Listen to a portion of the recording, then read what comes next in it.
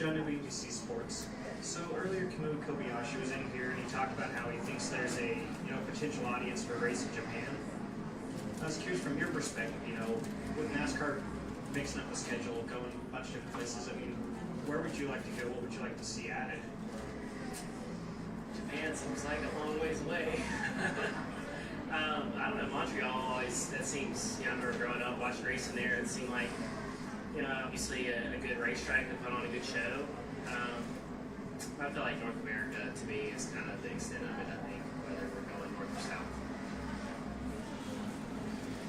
Chris. Hey Josh, Chris Weaver, Fox 8, HB Hot Point.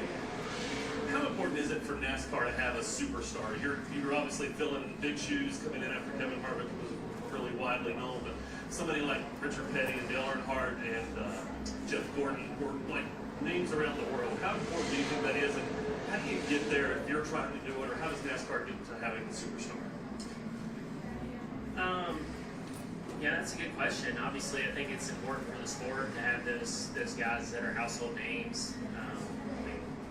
To me, the way somebody does that is by winning a lot of races and championships, right? I mean, that's how those guys beforehand did it.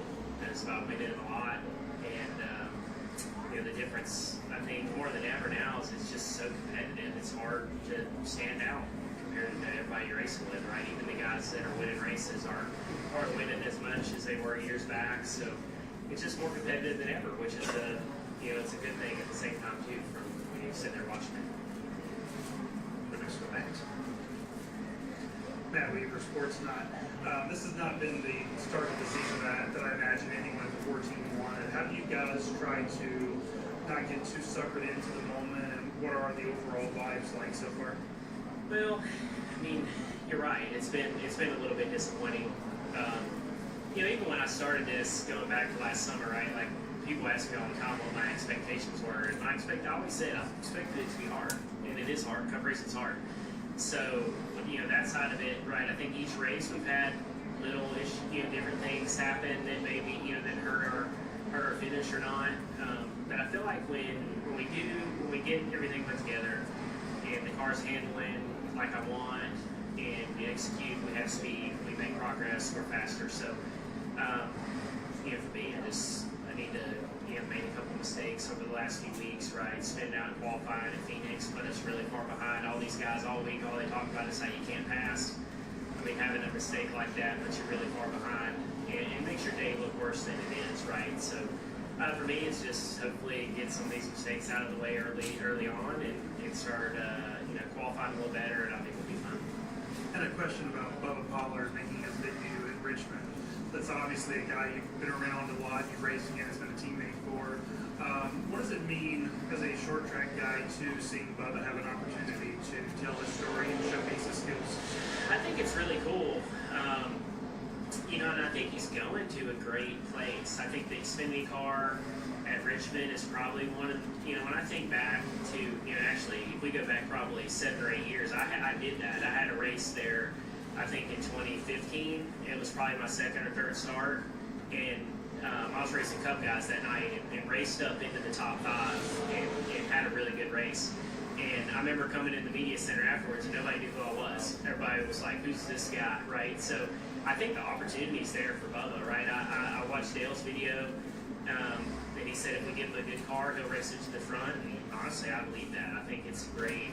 That platform at Richmond, I think, is a lot like the short track racing week that he does and I did for years. So I'm excited to watch how he does for sure.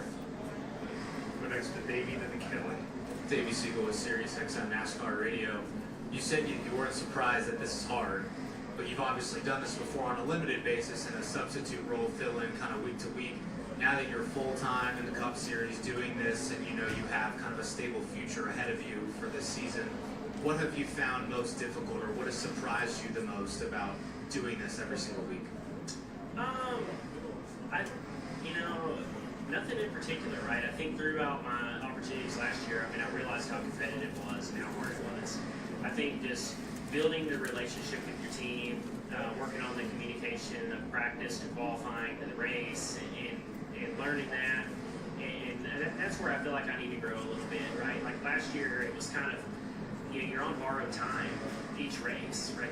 We didn't know which race they were coming back or not, and we kind of just race, right? We didn't really think about any of that stuff. And then now, whenever you're trying to build, you build piece by piece into something bigger, right? Like this is an important time for all of us right now to learn how to learn each other and just do a little better job of that, right? And I think that'll come with time.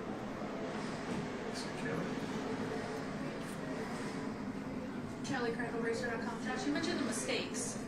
Would that be the biggest thing then? Because I was going to ask how you feel like you've been doing behind the wheel. Is the mistakes going to be what comes to mind then? Yeah, I think so. I mean, each race has been different, right? I mean, Daytona, we lost a lap, getting spun out on pit road. I don't really know what I would have done different in that scenario. The duels, the car, we had an issue with the fuel pump. Each race has been a little different, right? I had back-to-back speeding penalties at Atlanta, which was, just silly, but just an honest mistake, right? I'm just understanding the car and everything there. So I think that you just have to. You can't have those mistakes, right? Like you gotta execute each practice session, qualifying session, and to me, I think that's where I've missed it a little bit. I got to clean that stuff up, and I think if we can get our car a little bit better here in different spots of the race, I feel like we can run in the top 15, top 10 pretty easy. That was going to be my next question. How far off do you feel like the car is? I mean, I know we've had so many different races now. Last week was even a completely different package. But overall, do you feel like the car's close enough and it's just a matter of trying to hone in on the little details? Yeah, I feel like when our car is balanced and driving pretty good, it's fast, which is the speed is there. So to me, it's just about learning how to communicate those different pieces to Rodney, right? It's just when I go out to practice at Phoenix and I feel like I'm tight, I don't know how tight I really am. I don't know what adjustments we need to make exactly, and just learning that and understanding that stuff so I can give him better information is going to be important, right? And that starts with practice and qualifying and to start of the race. So I feel like the last 2 weeks obviously are a little bit more gauge of where you're at. We had one bad run in each race that we fell back and lost a lap. Really, if we didn't have those 2 runs, I think our finishes look a lot better. Next to Lee. Lee Spencer, Sirius XM NASCAR Radio and Catchfence.com. Curious, would you think that the most challenging thing for you to get used to since making the transition to Xfinity and now Cup has been the road courses, and what are your thoughts entering COTA? Yeah, for sure. I think even when I went to the Xfinity Series, I hadn't raced on road courses at all.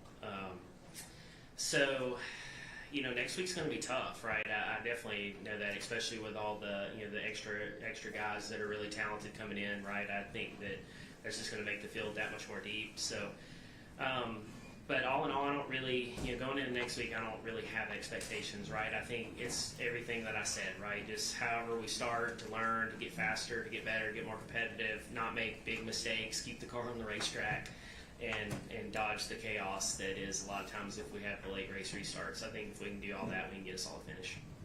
Have you spent more time in the sim trying to work on your racecraft for places where you have to turn left and right? Yeah, over the last couple of years, that's definitely been a big effort of mine. It's just, and I felt like the biggest thing that I was against learning a lot of times in the Xfinity car was just learning the racetracks, right? I felt like when I went back to a place for the second time, I was considerably faster. I'd qualify better. I'd practice better.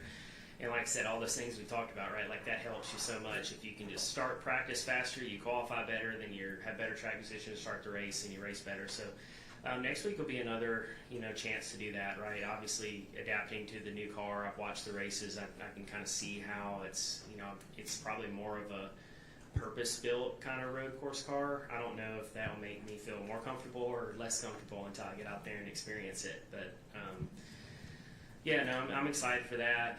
Right after that, we're going to have part of the tire test at Sonoma. That's going to be the first time I've ever tested with data on the car and stuff. So that'll be fun for me to take what I learned at COTA, then go be a part of that test and continue to learn. What's the data that?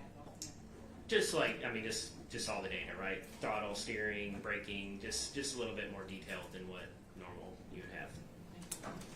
Do we have any additional questions for Josh? We'll go back to John. John Newby, NBC Sports. When you talk about all this different learning curve that you're going through, what effect does it have, going with like the Super Speedway package, then you have the new short track package, then you have different packages this week, and you have all these different packages that you're adjusting to on a weekly basis? I don't put much thought into it. I just don't have the just the knowledge and understanding and experience yet of this car to really know how it's going to affect it, right? Like I just go and just try to learn as quick as I can and take in all the information that I can to be prepared. But really, it just comes down to going out and doing it and feeling it for yourself. That's the most important part. And it was funny. I thought even last week, I thought it was a step in the right direction, and then a lot of people said it was the opposite, and there was a lot of mixed reviews on that. But I thought it was a step in the right direction. I mean, sure, there's a ways to go, but I thought it was an improvement in just how the car felt compared to what I remembered the year before. But I don't know. We'll let all these other guys talk about it, I guess. Well, Josh, good luck today in qualifying, and good luck the rest of the weekend. Cool. Thank you. Take care.